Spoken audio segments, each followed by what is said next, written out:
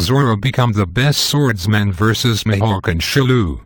So I know there's a lot of debate going on whether or not Zoro is going to be facing off against Mihawk or Shilu in order to obtain the title of world's strongest swordsman. I, among other people, feel that it is going to be Shilu, while the majority of the fans are adamant that it is going to be Mihawk. The major point in being is that a lot of people feel that is not capable of defeating Mihawk and obtaining the title of world's strongest swordsman. Before I get into my theory of Shilu's new power-up, I'd like to express my reasons as to why Mihawk doesn't make a suitable last opponent for Zoro. To me, I feel that Mihawk is to Zoro what Shanks is to Luffy. Shanks and Mihawk are both the goal and driving force behind Luffy and Zoro. These are the two men who they must surpass in order to achieve their dreams. These men are the very reason Luffy and Zoro began their quests in the first place. In the case of Zoro and Mihawk though, in the beginning it could have been anybody. Zoro just wanted the title of the world's strongest swordsman, which just so happened to belong to Mihawk.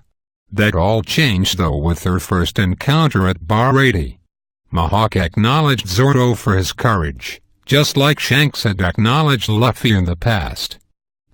Skip to 1 year later, and now we have Mihawk once again acknowledging Zoro, but this time it's for Zoro's willingness to discard his pride and ask the man who he wishes to surpass for his help, all for the sake of his captain. Now we have a master-slash-student relationship developing with Mihawk and Zoro. A battle between these two at this point is starting to feel more and more like a duel, and not some huge epic fight to the death for the title of world's strongest swordsman. Finally, nobody hates Mihawk. He's not the type of character. He's not evil, or notorious for hurting people. He's quiet, he keeps to himself, and he only takes action to relieve his boredom. The hype between the Zoro and Mihawk matchup ends with a duel to see who's the strongest, that's it. With the relationship that has developed between Mihawk and Zoro, it sets up the perfect matchup between Zoro and someone who actually defeats and kills Mihawk. Now not only has the person killed Zoro's goal, they've also killed the man who he calls master, and has taken the title Zoro has dreamed of his whole life. That's way more of a hype, and build up for an epic final battle, rather than, I beat you, I'm the best now, roll credits. Now on to Shilu versus Mihawk. People seem to underestimate Shilu, and believe that it's impossible for him to defeat Mihawk. But let's look at the facts. He was the Vice Warden of Impel Down, considered to be just as strong as Magellan. He was considered to be so vicious and ruthless that he was locked in his own cell on level 6 in Impel Down, a place where only the most dangerous and strongest characters are placed. Does this warrant him strong enough to take down Mihawk? No, it doesn't, single quote, but here is where the theory really kicks off. During the events of Marineford, we get to see one epic scene between the world's strongest swordsman versus Diamond. It's brief, but it left me wanting to see more of a swordsman's versus a person made of diamond. The only problem is, I don't want it to be Jozu.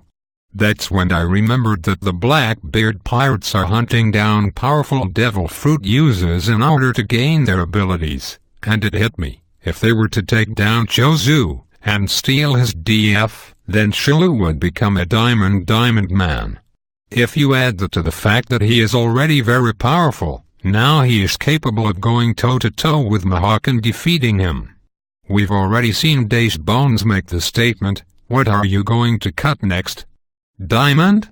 But a battle between Zoro and Jozu is not only stupid, but it will never happen considering Luffy's relationship with the Whitebeard pirates. But a battle between Zoro and Diamond, Shilu would be epic, especially if you build it up with the death of Mihawk at Shilu's hands. Yeah, and that, folks, is exactly why I believe Zoro's last opponent is going to be Shilu, and there is a small chance it could be Mihawk. Ever since Kinemon showed us his ability to use fire in his swords, Many believe that Zoro will be able to use an element and Mihawk already can. But I actually think they'll be able to cut with all elements, excluding Brooks.